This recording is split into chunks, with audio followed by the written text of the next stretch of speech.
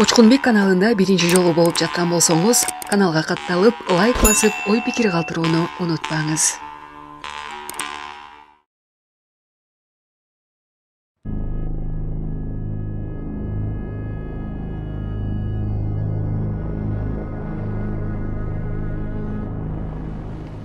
Биз 2022-жылдын башында келинчек менен бул жакка келгенбиз, шаарга, Москвага. Баш кошконубуздан кийин 2 ай өтүп бул жакка келгенбиз. Ошол эл катары эле үй бүлө өзү бутка тургузалы, үй тургузалы деп ушундай мүдө менен келгенбиз. Анан кыргыздардын жашоо образына айланып калгандай, биздин дагы башыбызда кредит бар болчу, себеби карыз алып, кредит алып той кылганбыз. 1 жылда иштедик. Кредитибиздин бир бөлүгүнөн кутулган учурубуз, бир күнү досторубуз менен чайканада чайлашып олтуруп калдык. Өткөн кеткенди арка беркине сүйлөшүп олтуруп, анан арасынан 2 досубуз кээде ошо казино ойноп калары тууралуу, жакшы акча утушары тууралуу 50 миң, 100 миңден сүйлөп калышчу. Бул албетте мен үчүн таң калыштуу болчу. Себеби биздин денибизге туура келбегенин айтып башында эскерткем. Бирок нафс деген ушул нерсе экен, акылымдан, оюмдан ушундай жеңил акча кимге эле ашыкча болоттур, кимге тоскоол болуп атыптыр деген ойлор кыйгап өттү дагы. Экинчисинен сенин деле башыңда кредит бар да деген бир өзүмдү өзүм басынткан бир мындай бир курунамастын ойлору келди да. Анан эмне үчүн ошол жеңил келген акча менен сен кредитиңди жаап алууга болбосун деген ушундай бир ой келди. Бул оюма мен өзүм ошол учурда суктангам. Себеби кредиттен оңой кутулуунун жолу болуп турду да мен үчүн ошол учур. Досторумдун бирөөсүнө айттым, кантип кандай кылыш керек, эмне болот деп. Алар ошол жол жобосун айтышты, биз бардык. Анан азыраак сумма менен биринчи 2,5 миң сом уттум. Андан кийин 5 миң сом кайра эле уттуруп жибердим, тагыраагы рубль. Андан кийин бат эле чыгып кеттим. Мен ойной албайт экенмин деп түшүндүрүп. 2 аптадан кийин кайра жолуктук. Эгер сен биз айткандай ыкмалар менен ойносоң, бат эле утасың деп ушундай кеңештерин беришти. 2 аптадан кийин ошол күнү эле бардык. 15 миң рубль утуп алдым. Бул мен үчүн аябай бир мындай бир жагымдуу болду. Себеби 15 миң сом жөн эле шамалдан келгендей сезилди да. Ошентип бирде утулуп, айтор бир кандайдыр бир пайда көрүп аттым. Кредитимдин эле бир кайсы бир бөлүгүн жаптым ошол учурда. Ошол учурда менде толук ишеним кирди. Демек мен ушул жол менен жапсам болот экен деп. Мен өзүмө өзүм сөз бергем, ушул кредитимди жаап алсам болду, буну токтотом деп. Бирок мен 120 миң уттум. Бул өтө чоң сумма болчу мен үчүн. Аябай жөн эле бирөө менин чөнтөгүмө салып кеткендей жеңил келип, ушунчалык жагымдуу болду. Менде ушундай бир ишеним болуп калган. Демек, ушундай деле тапса болот турбайбы деп. Күндөр өтүп атты. Бир күн токтоп өзүмө келип карасам, мен 900 миңден ашыгыраак 1 миллионго жакын карызда болуп калыптырмын. Мен үчүн бул аябай шок абал болгон. Себеби мен кантип мен ушундай абалга келип калдым. Мен кредитимди жаап алып эле токтотом деп өзүмө өзүм сөз бербедим беле деп.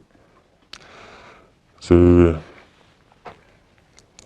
кийин ойлоп көрсөм, ошол мени ушундай азарт, соблазндар болгон экен. Себеби 120 миң, андан кийин 80 миң, айтор 100 миңден көбүрөөк дагы акча утулган күндөрүм болгон. Ошентип отуруп, анан досторумдан, туугандарымдан, башка бирөөлөрдөн карыз алып отуруп, алардын баарын уттуруп, миллионго жакын карызга кирип кеткен учурум болгон экен ошол учурда. Ошол учурда мен тилекке каршы аябай бир төмөндөккө баргам. Аялымдын, келинчегимдин мени жакшы көрүүсүнөн пайдаланып, алтындарын, iPhone 12 үлгүсүндөгү телефонун алдап саттырып, ошол сумманы дагы казиного киргизип салгам. Себеби менде ошол учурда мен бул абалдан чыгышым керек деген, мен кандай болбосун бул абалдан чыгам деген куру намыстык менде аябай бир күчөп турган. Жана кайсы бир учур болбосун сөзсүз мен кайра утам деген ишеним болгон. Себеби мен буга чейин даамын татып көргөм, утуунун. Утса болоорун түшүнгөм. Утуп алам, бул акчаларды кайра ээлерине кайтарам, баары жакшы болот деген ишеним мени алдыга сүрөй берди.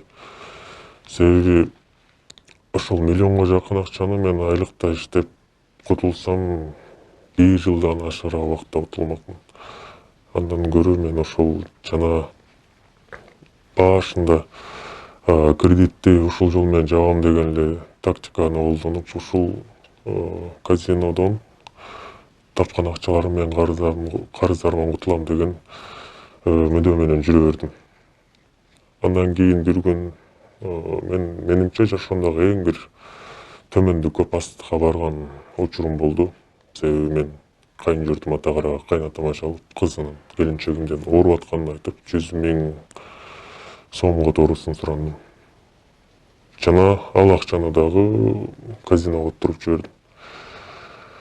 Аябай ызаланып үйгө келсем, келинчегим капа болгон, абалда олтурган. Себеби кайнатам чалып, кызынан сарсанаа болуп сураганда, келинчегимден ал нерседен кабары жок болгон. Анын мага капа болуусу акылга сыярлык экенин түшүнүп турсам да, бирок мен куру намысты калтырып, мындай кечирим суроонун ордуна көңүлдүн орттум. Үй бүлөбүздө алгачкы үй бүлөлүк чыр чатак чыкты. Ошол учурда 4 айлык кош бойлуу кез эле. Кош бойлуу экенин дагы эске албай, катуу көңүлүн орто турган сөздөрдү айттым.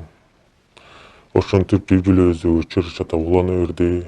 Мен дагы эле пасттыкка барып, ошол анын ушул кош бойлуу кезинде жана витаминдүү тамактаныш керек, өзүнө жакшы кам көрүш керек. Ошол нерсеге бөлүнгөн үй бүлөлүк каражаттарыбызды дагы баарын ушу казиного салып бердим. Үй бүлөбүздө барган сайын чыр чатак көбөйө берди. Болгону ошол менин келинчегимдин мага болгон сыйы, сүйүүсү, ашыктыгы үй бүлөбүздү сактап турган. Тилекке каршы мен токтоно алган жокмун. Менин карыздарым 2 миллионду чапчып калган ошол учурда. Ошол учурда кимдир бирөө үчүн бул сумма чоң болбошу мүмкүн, бирок мен үчүн аябай чоң болгон. Жана мени аябай депрессияга өгүттөгөн. Ошол абалдар, мен жашап аткан ошол учурлар мен үй бүлөмө дагы, айланамдагы болуп аткан эч бир нерселерге көңүл бурбай калгам. Келинчегимдин кош бойлуу экенин дагы эске албай калган учурум эле. Бир күн аябай бир тажаган учуру болду ошол келинчегимдин. Тайкесин менен байланышып, ошол тайкесиникинде жашап турушу керектигин айтты. Мен ага дагы көңүл бурган жокмун. Кете берүүсүн айтып, анан кайра келинчегимди кайтарып алган жокмун. Себеби ага кетүүсүнө менин дагы эле өзүмдүн акмакчылыгым себеп болсо керек. Себеби мен бул ирет өзүмдүн туугандарыма чалып, ошол кайра эле ошол пасттыгымды пайдаланып, келинчегимдин ооруп атканын айтып, аябай срочно 300 000 сом жөнөтүүлөрүн айткам. Дагы эле ошол келинчегимдин ден соолугун ортого салып, ошодон кийин аябай көңүлү калган, аябай капа болгон. Мен азыркы учурда ошол карыздарымды кайра айлыкка жумушка кирип акырындан кутулуп атам. Бирок өкүнүчтүүсү 2 жыл өттү арадан. Кыздуу болдук. Мен кызымды көрө элекмин. Кызымды колума кармап эркелете элекмин. Төрөтканадан өзүм чыгарып алганым жок, жыта элекмин. Бул ошол казиного алданып деле эмес, өзүмдүн бир жеңил ойлуулугумдан келип чыккан менин жашоомдогу азыркы абалдарым. Ошонун баары себеп болду. Карыздарымдан кутулуп, үй бүлөмдү кайра кайтарып алып, жашоомдун жаңы барактарын ачкым келет. Баштапкы төлөм жок Россиянын бардык аймагынан 6% менен үй алгыңыз келеби? Айына болгону 50 000 рубльдан жогору төлөп, кыялдагы үйүңүзгө ээ болуңуз. Planeta 312 компаниясы сиздин ыңгайыңыз үчүн иштейт. Эгер акча топтоп, кыймылсыз мүлк сатып алгыңыз келсе, өз үйүңүздө жашоону эңсеп жатсаңыз, жакшы инвестиция кылууну ойлосоңуз, же болбосо Россиядан Кыргызстанга акчаңызды көбөйтүп кайткыңыз келсе, биз жардам беребиз. Биз сунуштайбыз. Батирлер, жер үйлөр, коммерциялык мүлк, жер участоктары, машина коюучу жайлар, жер алып, үй салуу жана кайра сатууга жардам. Кызматтар: 7 жашка чейин балдарыңыз болсо, 6% менен үй алсаңыздар болот.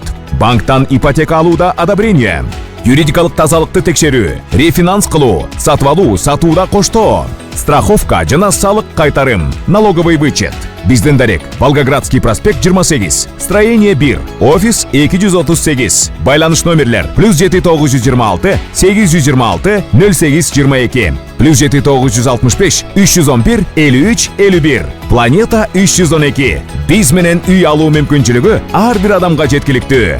Баштапкы төлөмсүз. Шашылыңыз.